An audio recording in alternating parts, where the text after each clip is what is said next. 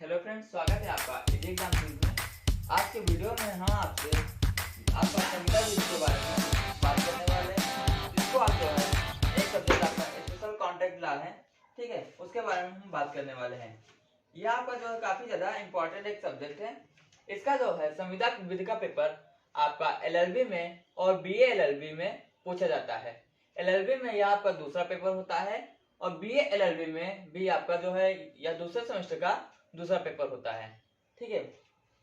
तो यहाँ पे संविदा विधि में आपका जो आप लोग जानते हैं कि आपकी धाराएं जो है आपके जो सेक्शन जो है काफी ज्यादा पूछे जाते हैं।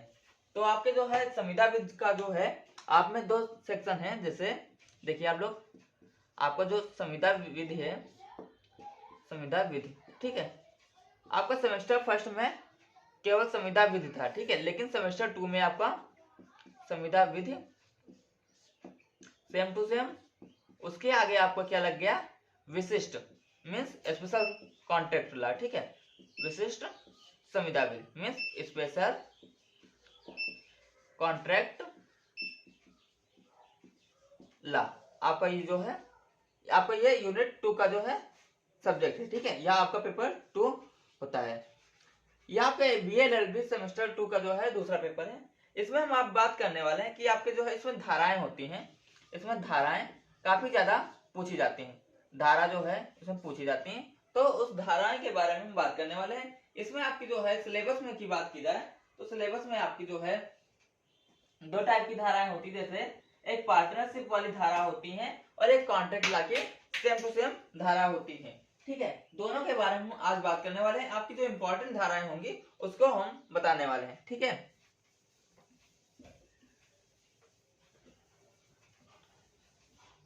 तो यहाँ पर अगर हम बात की जाए पार्टनरशिप धारा की, जो आपका पार्टनरशिप एक्ट है, उसके बारे में बात की जाए तो यह जो है 1932 में पारित हुआ था।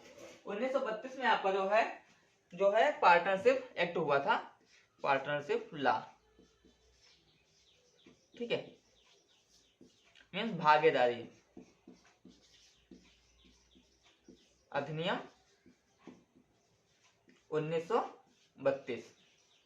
यहाँ से आपको क्वेश्चन बनता है कि भागीदारी अधिनियम आपका कब पारित हुआ था, तो वहां पर आप जो है भागीदारी अधिनियम जो है 1932 में पारित हुआ था। ये आपका एक एमसीक्यू क्वेश्चन यहाँ से बनता है। इसकी हम जो है धाराएं आपसे करवाने वाले हैं और आपसे जो है एक पॉइंट में ये आपको, और दूसरा पॉइंट आपका ये है कि आपका जो है संविदा विधि की जो धारा होती है वो करवाने वाले हैं। संविदा विधि की धारा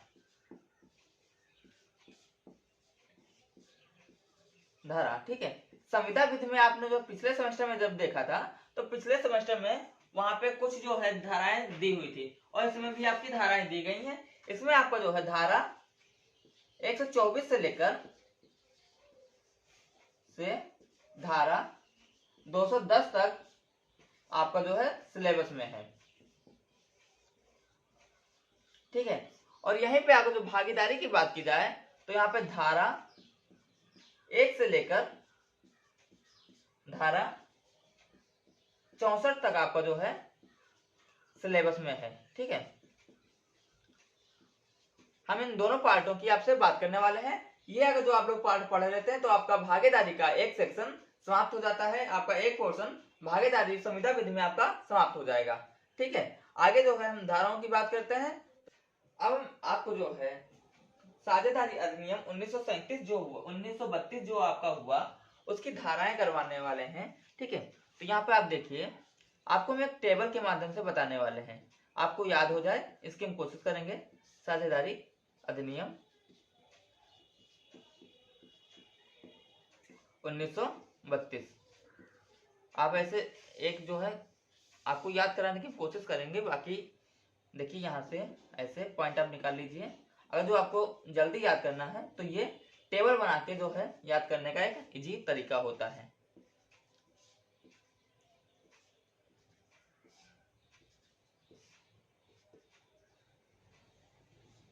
ठीक है, देखिए यहां से हम स्टार्ट करते हैं। धारा 1,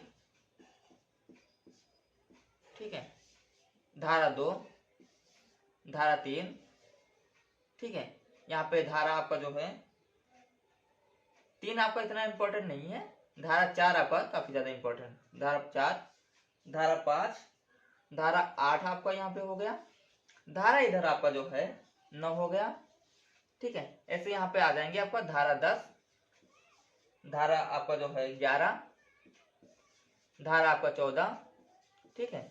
और इसके आगे अगर जो यही क्रम में चलेंगे तो यहाँ पे धारा आपका 15 आ जाएगा, ठीक है। हम लोग अभी 15 धारा तक देखते हैं, उसके बारे में उसके आगे हम बाद में जो है आपको बताएंगे।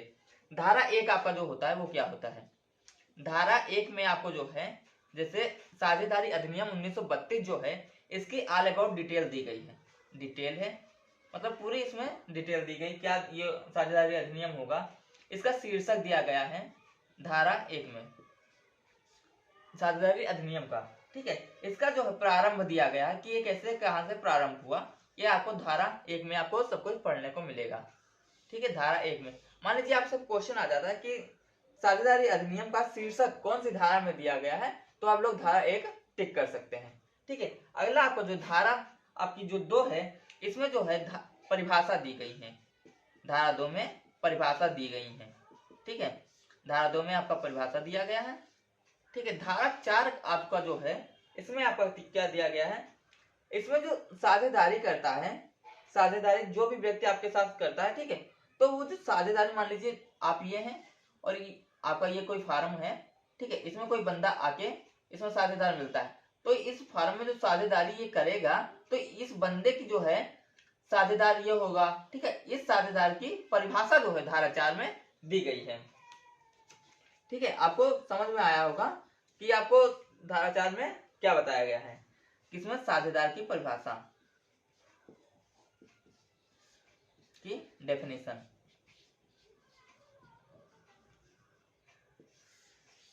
धारा 5 आपका जो है इसमें आपको क्या बताया गया है, इसमें देखो कोई चीज होती जैसे आपका देखिए, जैसे अभी आपका मान लीजिए राष्ट्रपति है, तो राष्ट्रपति के लिए बनने के लिए आपको जो 35 वर्ष होना अनिवार्य है, इंडिया का होना आपको अनिवार्य है, नागरिकता होनी चाहिए, ठीक है। आपका लोकसभा राज्यसभा जो है वहां पे जो है कहीं पर भी मतलब आपको जो है अतिरिक्त आपका जो है कहीं पे आप जॉब ना करते हो, नौकरी ना हो, जैसे आपका जो है अन्य चीजें में ना हो, कहीं पर सरकारी काम ना हो, जैसे कहीं से आप दूसरी जगह से लाभ ना अर्जित करते हो जिससे आपको जो संविधान या भारत के साथ आप अहित कर सकें, तो ऐसे जो यहाँ पे कंडीशन रखी गई, ऐसे ही कंडीशन आपको धारा 5 में देखने को मिलेगी। धारा 5 में आपको क्या कंडीशन मिलेगी, अब देखिए यहाँ पे धारा 5 में आपको वो सारी कंडीशन बताई गई हैं जो साझेदारी में नहीं कर सकते, जैसे जिसके साथ आप साझेदारी नहीं कर सकते, जिसके साथ आप साझेदारी नहीं कर सकते, अगर ये कंडीशन वहां पे होंगी, ठीक है, इसमें सारी कंडीशन बताई गई हैं कि जिससे आप जो साझेदारी नहीं कर पाएंगे, ठीक है। अगर ये कंडीशन या स्थिति उसके ऊपर फॉलो होती है तो आपकी साझेदारी नहीं हो सकती, धारा 5 में बताया गया है। धारा 8 में आपका जो है ये काफी ज्यादा इंपॉर्टेंट धारा है, ठीक है। इसमें मोस्ट इंपॉर्टेंट जो आपको जो अति विशेष जो साझेदारी होता है उसके वर्णन किया गया है। विशेष साझेदारी मान लीजिए विशेष प्रावधान में कोई चीज, जैसे विशेष अधिनियम होता है, जैसे मुस्लिम लॉ में आपने पढ़ा था, अभी हिंदू लॉ में भी आपने पढ़ा था कि विशेष विवाह अधिनियम क्या होता है, ठीक है, उसी टाइप का इसमें विशेष साझेदारी को डिफाइन किया गया है, ठीक है। अगला आपका यहाँ पे जो आपका जो धारा 9 है इसमें क्या बताया गया, इसमें धारा 9 में आपका साझेदारी के कर्तव्य, साझेदार के कर्तव्य आपको बताए गए हैं, ठीक है। यहाँ पे आपका धारा 9 तक हो गया। अब इधर हम चलते हैं धारा 10 पे आते हैं।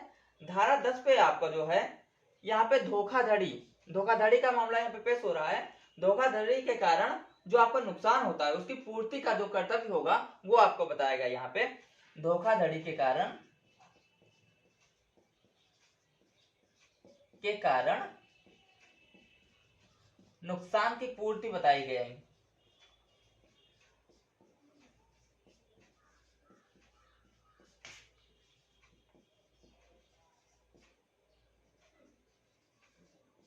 ठीक है। यहाँ पे नुकसान पूर्ति करने का कर्तव्य या पूर्ति बताई गई, ठीक है, या कर्तव्य यहाँ पे कर सकते हैं आपका। जैसे आपका यहाँ पे हम समझाएं कि मान लीजिए आपने कोई एक फॉर्म जो मान लीजिए आपने कॉलेज को ही ओपन किया, ठीक है, या फिर आपने जो है एक कोई फॉर्म ओपन किया, कोई आपने बिजनेस चालू किया, इसमें आपका धोखाधड़ी किसी कैसे भी हो जाता है, ठीक है। तो उसमें जो भागीदार होंगे उनके सारे कर्तव्य इसमें डिफाइन किए गए हैं कि कैसे कैसे आपके यहाँ पे कर्तव्य बनेंगे अगर जो आपके साथ धोखाधड़ी होता है, उसमें आपको बताया गया है, ठीक है। अगला आपका जो पॉइंट हो जाएगा वो धारा 11। धारा 11 में आपको जो है जो करार द्वारा भागीदारों का कर्तव्य बताया गया कि जैसे आप लोग जानते हैं कि कोई भी अगर जो बिजनेस स्टार्ट करते हैं तो बिजनेस जब स्टार्ट करते हैं तो वहां पे ये बता दिया जाता है कि आपको ये करार करना होगा, ये आपकी जो है यहाँ पे संविदा होगी। हर एक जगह पे जो है कोई ना कोई करार होता है। जैसे अगर जो हम आपको पढ़ा रहे हैं तो ये करार हो सकता है कि आप हमारा चैनल सब्सक्राइब करें, लाइक करें, ये भी करार हो सकता है, ठीक है। करार होने को, संविदा होने को कुछ भी हो सकता है, ठीक है। तो यहाँ पे जो है करार के द्वारा जो है आपका जो यहाँ पे आप करार के द्वारा जो है भागीदारों का कर्तव्य बताया गया है। करार के द्वारा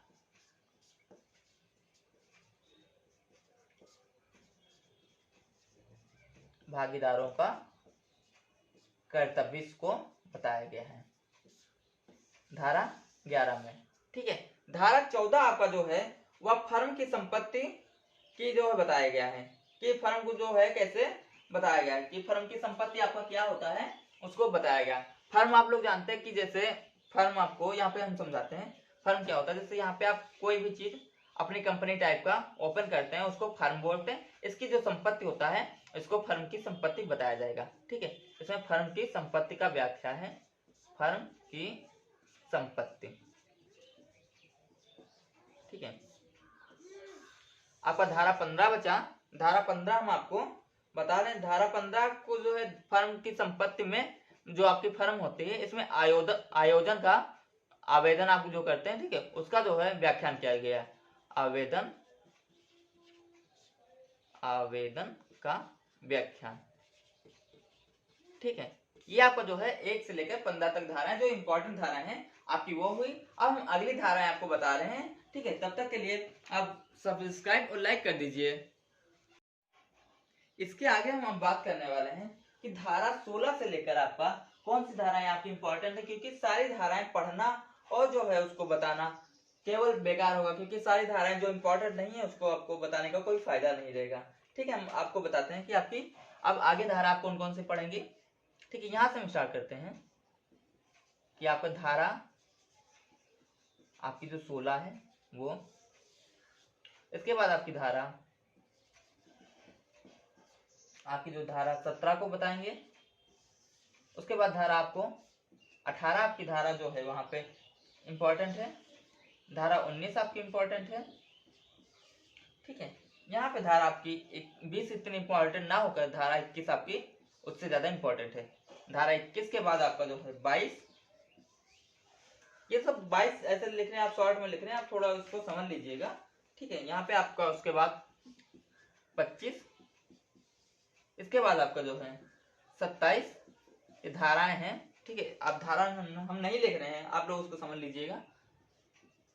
धारा 31, ठीक है। अब ये धाराएं समझते हैं ये धाराएं क्या होती हैं, इसके आगे हम आगे की धाराओं में बात करेंगे, ठीक है। धारा आपकी जो 16 होती है, धारा 16 ये होती है कि भागो दो, जो वहां पे पार्टनरशिप में जो पार्टनर आपके जो होते हैं मीन्स आपके भागीदार जो होते हैं उनके द्वारा जो लाभ अर्जित किया जाता है, क्या भागीदारों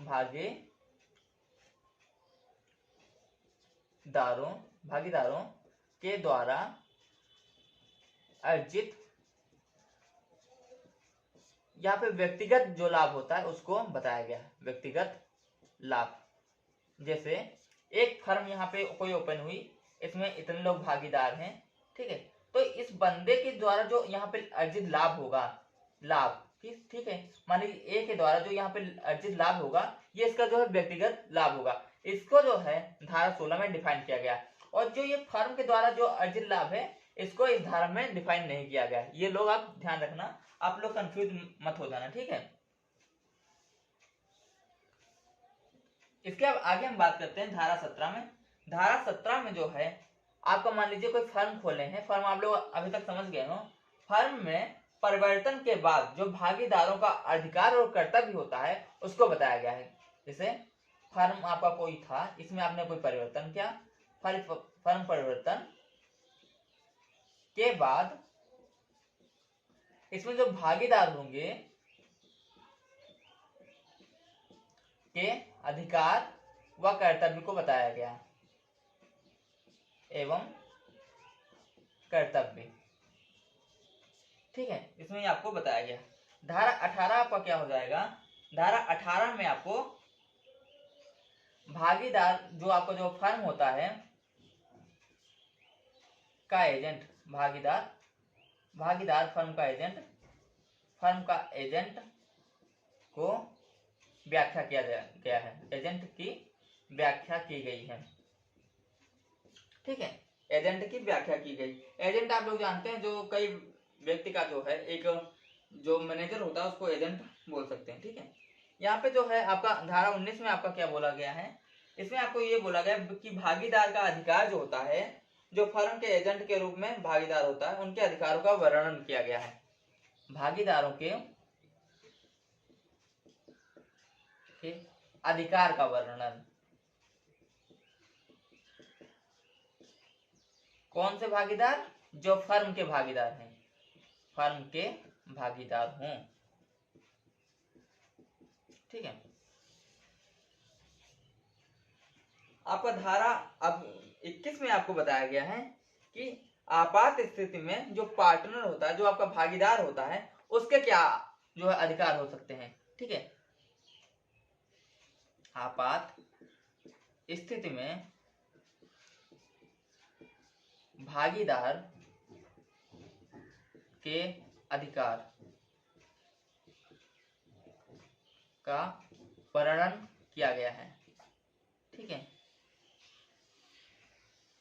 इसके बाद धारा 22 में आपका यहाँ पे जो है एक साथी द्वारा प्रवेश का प्रभाव बताया गया। जैसे आपका यहाँ पे एक आपका फर्म था, इसमें आप लोग इतने साथीदार थे। ठीक है, मान लीजिए आप इसमें ए बी सी डी 4 इसमें साथी पहले से थे। मान लीजिए इसमें ई 5वां साथी इसके बाद जो इसमें एंट्री मारता है, तो यह जो एंट्री जो इसमें मारेगा, इसके बाद जो इस फर्म में प्रभाव पड़ेगा, उसको जो है धारा 22 में बताया गया है। ठीक है,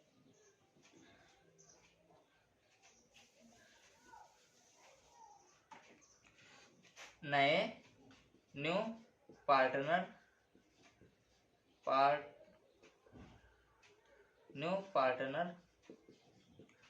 एंट्री इफेक्ट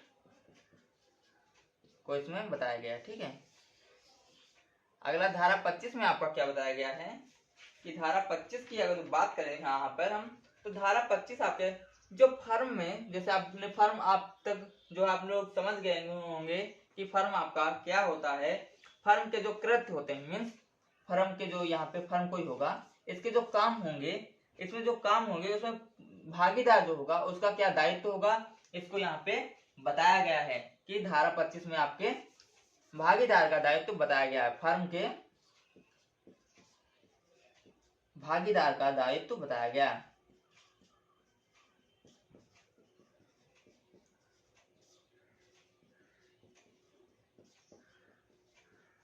ठीक है, यहाँ पर अगला आपका जो है धारा आपकी 27 जो है, यहाँ पे धारा 27 में आपका भागीदारों द्वारा दुरुपयोग के लिए फर्म का दायित्व बताया गया। जैसे यहाँ पे कोई भागीदार आपका है, ये दुरुपयोग कर रहा है किसी भी अपने मतलब चीज का जो फर्म से रिलेटेड है, तो उसके लिए फर्म का कर्तव्य बताया गया है। भागीदार दुरुपयोग ठीक है करने पर फर्म का कर्तव्य बताया गया। जब भागीदार का कर्तव्य हो सकता तो फर्म का है नहीं, तो फर्म का कर्तव्य बताया गया। ठीक है, आपका धारा 31 बचा। धारा 31 में आपका जो बताया गया है, ये आपका जो है धारा 31 में एक साथी का सेवानिवृत्त बताया गया। जैसे यहाँ पर आपका एक साथी एंट्री ले सकता था, तो एक साथी जो है आपका एग्जिस्ट भी तो हो सकता है। यहाँ पे एक साथी आपका सेवानिवृत्त मीन्स एक साथी का यहाँ से फर्म से बाहर जाना बताया गया। एक साथी का सेवानिवृत्त मीन जैसे आप लोग जानते होंगे जो आपका जो गवर्नमेंट जॉब होती है, ठीक है, तो यहाँ पे जो है सभी लोग एंट्री लेते हैं, यहाँ पे काम करते हैं, फिर वो लोग रिटायर भी तो होते हैं, ठीक है। तो वही रिटायर का यहाँ पे बताया गया, सेवानिवृत्त मतलब रिटायर होने का बताया गया है। आपकी जो है ये धारा जो है आपकी जो है 16 से 31 तक हो गई। अब हम आगे की धाराओं पर बात करने वाले हैं। आगे की धाराएं आपकी जो है यहाँ पे धारा 33 आपका इंपॉर्टेंट है, 33, ठीक है। धारा 35 आपका बहुत ज्यादा इंपॉर्टेंट है। धारा आपका 39, धारा आपका जो 40, धारा आपका 41, 42, 44 और आपका जो यहाँ पे 50, धारा आपका 60 यहाँ पे काफी ज्यादा इंपॉर्टेंट आपका होने वाला है। तो हम स्टार्ट करते हैं धारा 33 से। धारा 33 आपका क्या कहता है? धारा 33 कहता है कि साथी का निष्कासन हो सकता है। जैसे साथी का निष्कासन, साथी का निष्कासन, निष्कासन आप मतलब समझते हैं, उसको निकाल दिया जाए। साथी का निष्कासन हो सकता है। मान लीजिए वो फर्म में अच्छे से काम नहीं कर पा रहा है या फिर और भी दिक्कतें हो सकती हैं, तो वहां पे साथी का निष्कासन कर दिया जाएगा, ठीक है। धारा आपका 33 हो गया। धारा 34 आपका इतना इंपॉर्टेंट नहीं है। धारा 35 आपका जो है, जो यहाँ पे मान लीजिए आपका कोई साथी मृत हो गया, उसकी मृत्यु हो गई, मृत साथी का संपत्ति के जो कर्तव्य होंगे उसको इसमें बताया गया है। उसकी संपत्ति का कैसे क्या होगा उसको यहाँ पे डिटेलिंग की गई है। धारा 39 आपका जो है यहाँ पे, धारा 39 जो है फर्म विघटन बताया गया है। फर्म विघटन बताया गया है। फर्म विघटन क्या होता है? जैसे कोई फर्म आप बनाए हैं तो वो विघटित भी तो हो सकता है। जैसे आप कोई भी चीज बनाए तो विघटित भी तो होगा, ठीक है। यहाँ पे धारा 40 आपका, जैसे फर्म विघटन को यहाँ पे डिफाइन किया गया है। धारा 40 में आपका समझौते से मीन आपको जो कोई समझौता से फर्म विघटन हुआ हो, समझौते से फर्म विघटन। 41 में आपका जो बताया गया वह अचानक आपका जो है फर्म विघटन हुआ हो, जैसे ना समझौता हुआ ना फर्म विघटन की तैयारी चल रही हो, अचानक विघटन को बताया गया है। धारा 42 में आपका जो है, धारा 42 में आपका जो है अचानक विघटन बताया गया है, ठीक है। धारा 41 में आपका जो है, धारा 41 में आपका अनिवार्य विघटन बताया गया, अनिवार्य रूप से विघटन।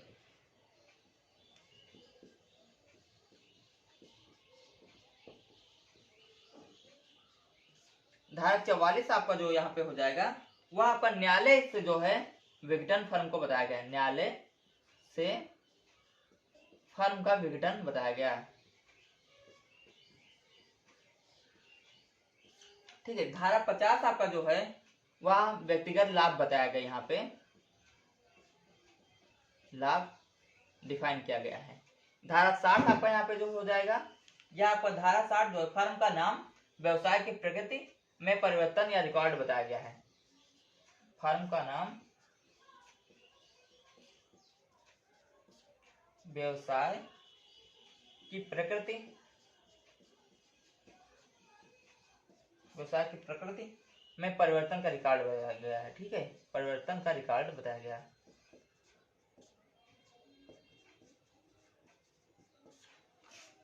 तो आई होप आप लोग जो है धाराएं जो है समझ गए होंगे। यहाँ पे साझेदारी अधिनियम 1932 की आपको धाराएं समझ में आ गई होंगी, ठीक है। ऐसा ही जो हम आशा कर सकते हैं।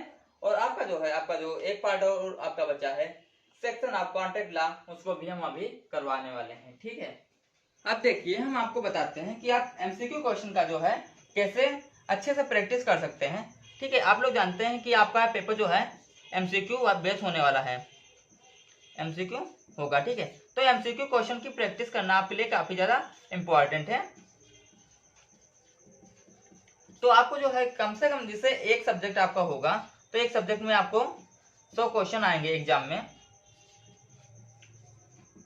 ठीक है। तो 100 क्वेश्चन आपके जो एग्जाम में आएंगे तो इसमें से आपको 75 यूनिवर्सिटी करवाती है, बट आप ये 75 क्वेश्चन में से 75 क्वेश्चन कैसे करेंगे? इसके लिए आप अगर जो पहले से क्वेश्चन पढ़े होंगे, ठीक है, एमसीक्यू वाले, तो आपके लिए काफी ज्यादा ये चीज इजीली हो जाएगी।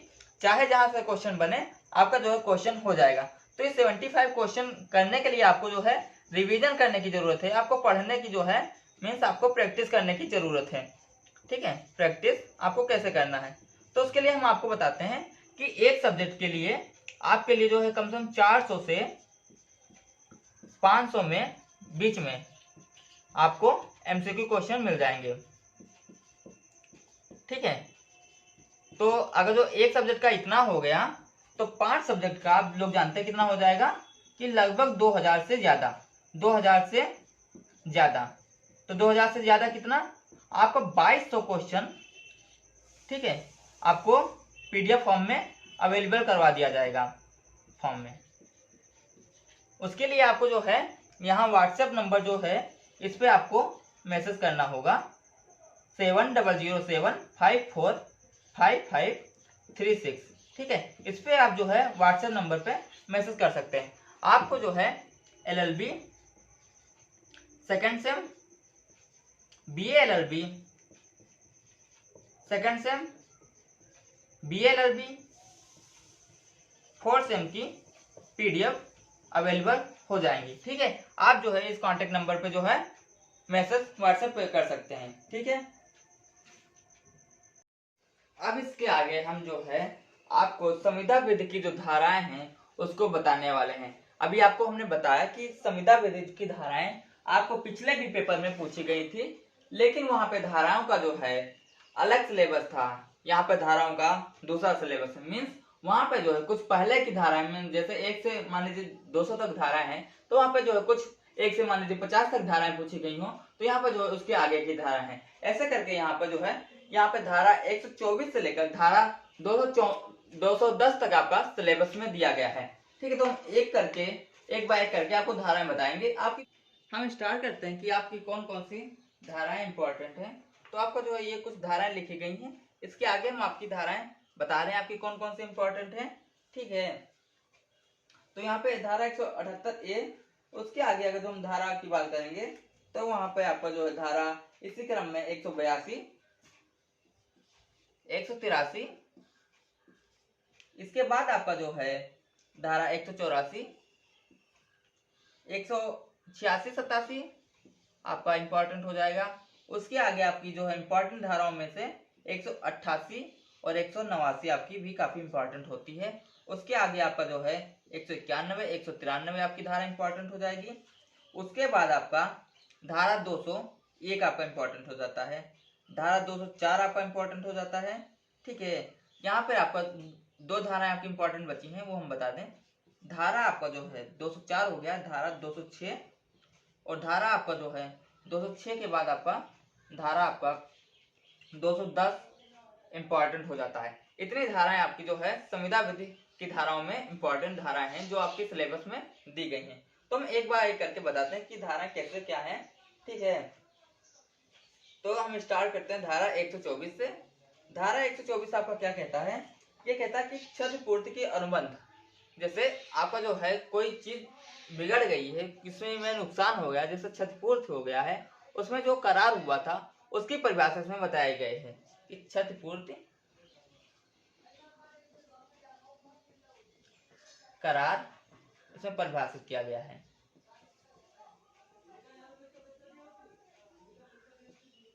ठीक है, और धारा 125 में आपका यहाँ पे आप मान लीजिए 125 में आप जैसे क्षतिपूर्ति हुई, उसके बाद आगे आप क्या करेंगे, आप मुकदमा दायर करेंगे। तो मुकदमा दायर करने पर जो है मुकदमा करने पर क्षतिपूर्ति जो करता है, ठीक है, जिसका क्षतिपूर्ति हो जाता है उसके क्या अधिकार होते हैं उसको बताया गया है। क्षतिपूर्ति धारक के अधिकार किसमें, मुकदमा दायर करने पर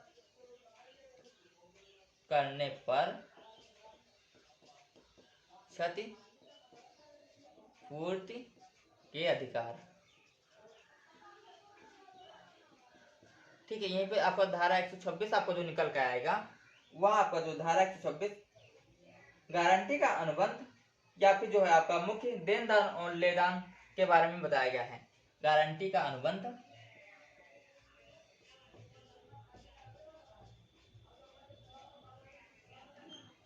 जमानत और आपका यहाँ पे मुख्य देनदार और लेनदार के बारे में बताया गया। मुख्य देनदार एवं लेनदार बताया गया। ठीक है, यहाँ पे धारा आपका 127 जो निकल के आता है, यहाँ पे धारा 127 आपका क्या निकल के आएगा, यहाँ पे गारंटी के लिए विचार को परिभाषित किया गया है।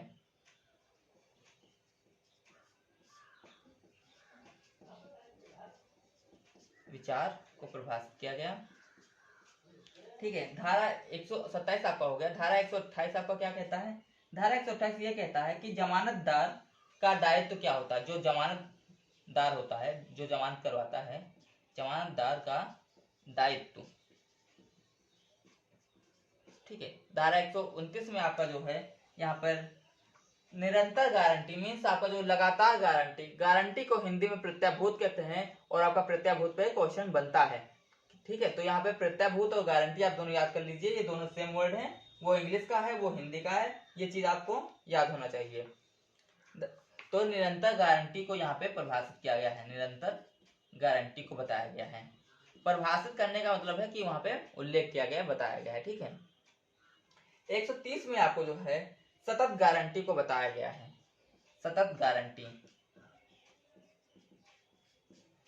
और इसके आगे हम इसी क्रम में आगे बढ़े तो धारा 131 में आपका जमानतदार की मृत्यु से जारी गारंटी का निरसन, और धारा 133 में अनुबंध की शर्तों से भिन्नता द्वारा जमानत का निर्वहन को बताया गया है। धारा 131 में आपका क्या बताया गया कि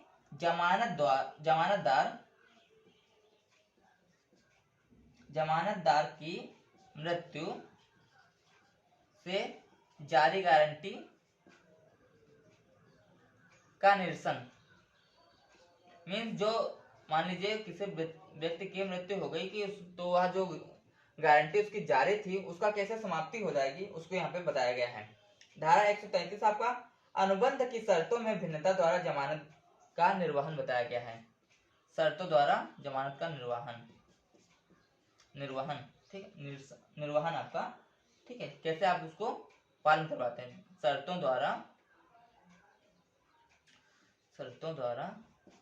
जमानत का निर्वहन। यहीं पे आपका धारा 100 आपका जो यहाँ पे इसको ऊपर कर दीजिए। धारा 142 यहाँ पे जो निकल के आएगा वो आपका धारा 142 आपका गलत बयानी से प्राप्त गारंटी अमान्य हो जाएगी। यहाँ पे बताया गया गलत, मान लीजिए आप जो कोर्ट में जाके गलत बयान करते हैं तो आपकी जो गारंटी होती है वो आपका निरस्त कर दी जाएगी। गलत बयान से आपका जो प्राप्त गारंटी अमान्य होगी, अमान्य। ठीक है, और धारा 143 आपका जो है यहाँ पर छुपाकर प्राप्त की गई गारंटी अमान्य हो जाएगी, ये बताया गया है। छुपाकर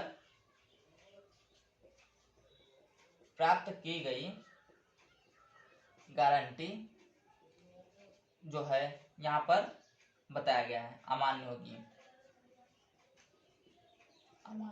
अमान्य होगी। ठीक है, धारा 145 आपका क्या कहता है? धारा 145 आपका कहता है जमानत की क्षतिपूर्ति करने का निहित वादा यहाँ पे बताया गया है। जमानत की क्षतिपूर्ति करने का निहित वादा बताया गया है।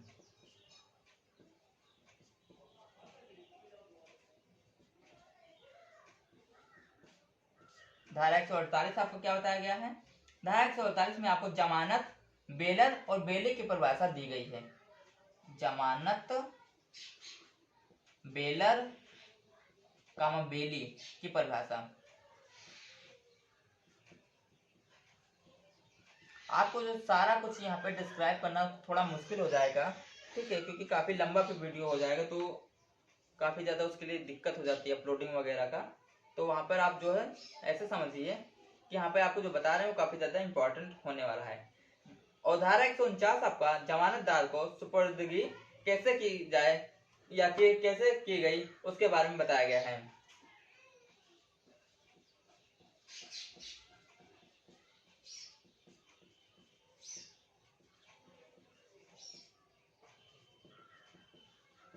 धारा 151 आपका जो है यहाँ पर जो है जमानतदार द्वारा बरती जाने वाली देखभाल को बताया गया।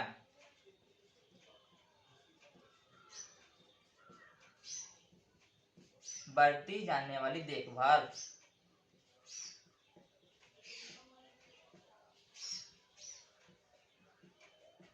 ठीक है। धारा 167 आपका यहाँ पे जो निकल के आता है, धारा 167 में जमानत का दावा करने वाले तीसरे व्यक्ति का अधिकार बताया गया है। जमानत का दावा करने वाले तीसरे व्यक्ति का अधिकार, तीसरे व्यक्ति का अधिकार बताया गया।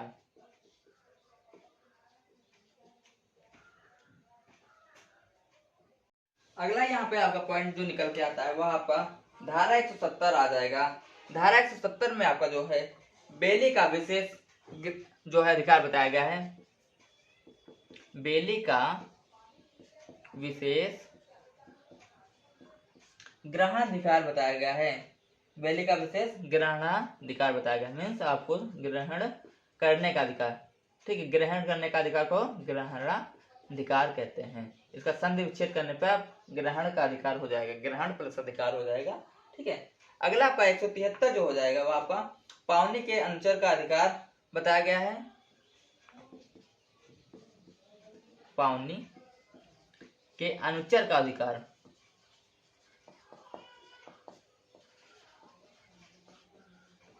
यहीं पे अगर जो बात की जाए धारा 172 की, तो धारा 172 में प्रतिज्ञा, पंजार और पावनी को परिभाषित किया गया है।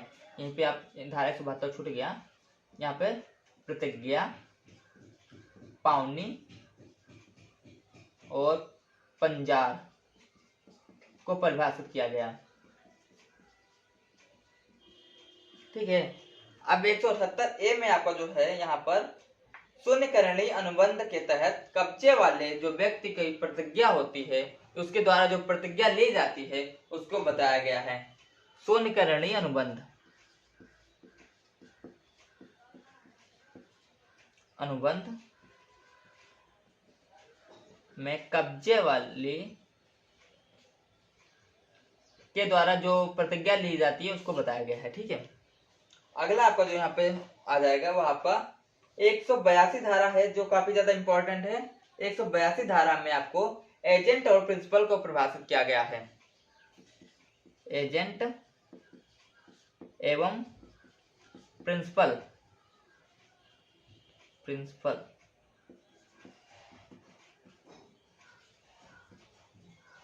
को परिभाषित किया गया है। ठीक है। 183 धारा में आपको एजेंट कौन हो सकता है उसको बताया गया है। वो एजेंट कौन हो सकता है। ठीक है। 184 में आपका जो है एजेंट कौन हो सकता है, 184 में आपका जो है एजेंट कौन हो सकता है ये बताया गया है। ठीक है। और 183 में आपका जो है एजेंट कौन नियुक्त कर सकता है, एजेंट नियुक्ति बताया गया है। 184 में आपका एजेंट कौन होता है और 183 में एजेंट कौन नियुक्त करता है ये बताया गया है। ठीक है। यहाँ पर आप थोड़ा ध्यान दीजिएगा। जैसे आपका राष्ट्रपति कौन नियुक्त करता है, ठीक है, ये चीजें होती ना, ऐसे ही यहाँ पर एजेंट कौन नियुक्त करता है इसको बताया गया है। और धारा 186 आपका जो है वहां पर एजेंट का अधिकार व्यक्त या निहित किया जाता है। ठीक है। यहाँ पे जो 186 में आपका एजेंट का अधिकार को बताया जाता है या फिर उसको जो फिक्स कर दिया जाता है। ठीक है। एक मिनट आप लोग रुकिए। यहाँ पे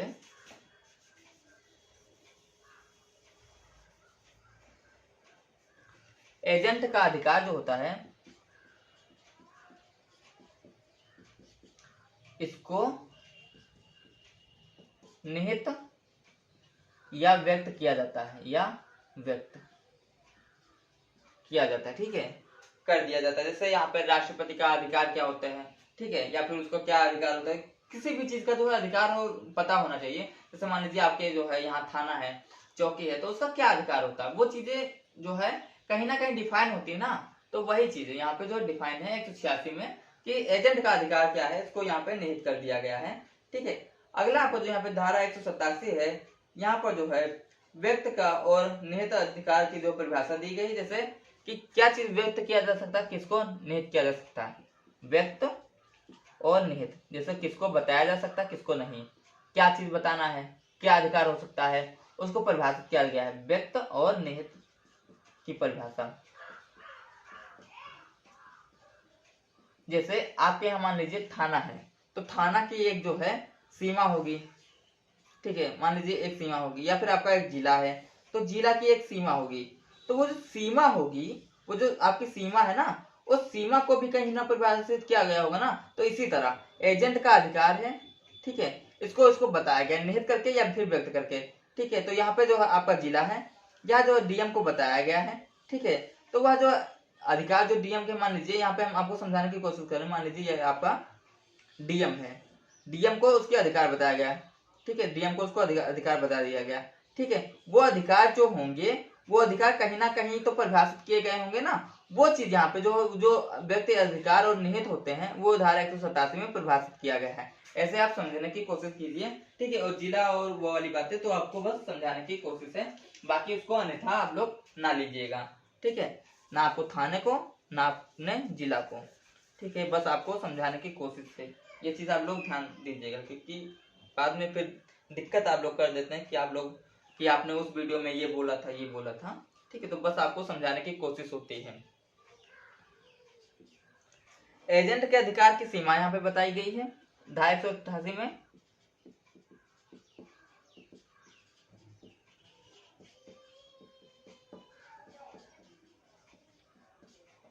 धारा 189 में आपका जो है यहाँ पर आपात स्थिति में एजेंट का अधिकार बताया गया है।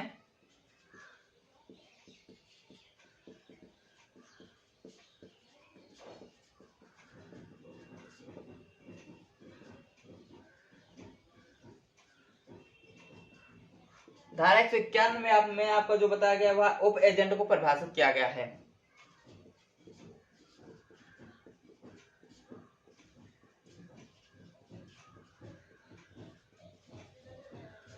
ठीक है, धारा 193 में आपको जो है प्राधिकरण के बिना नियुक्त उप एजेंट के लिए एजेंट की जिम्मेदारी बताई गई है।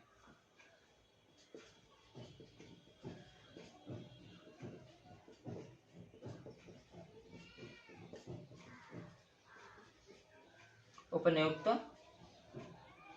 पर एजेंट की जिम्मेदारी, एजेंट की जिम्मेदारी, अथॉरिटी, ठीक है।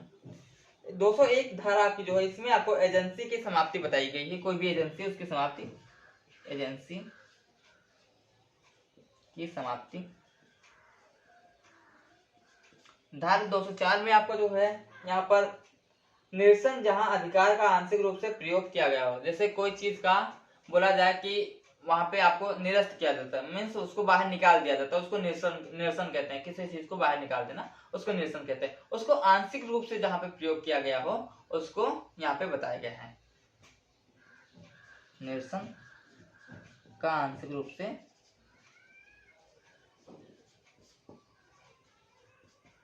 प्रयोग, ठीक है। अगला आपको जो यहाँ पे हो जाएगा धारा 206 या निरसन या त्याग की सूचना बताई गई है।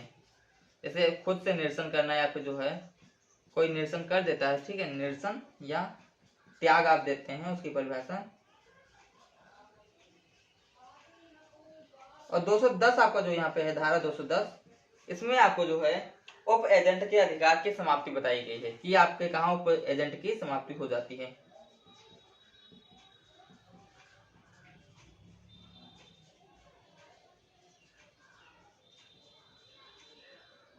ठीक है, तो यहाँ पर आपको जो है आपकी जो है संविदा विधि आपका जो है स्पेशल कॉन्ट्रैक्ट लॉ है, उसकी थ्योरी पार्ट का जो यहाँ पर धाराओं की बात की जाए तो आपका यहाँ पे समाप्त हो जाता है। ठीक है, ठीक है दोस्तों, आज के लिए बस इतने ही क्वेश्चन। मिलते हैं अगले वीडियो में, तब तक के लिए टेक केयर। अगर जो आपको यह वीडियो अच्छा लगा तो प्लीज़ लाइक शेयर और सब्सक्राइब करिएगा। हाँ, अगर जो आपको PDF चाहिए तो जो है आप हमको WhatsApp पर जो है कांटेक्ट कर सकते हैं। ठीक है, तो आपको वहाँ से PDF मिलने का जो है डिटेल्स मिल जाएगी। ठीक है, थैंक यू, टेक केयर।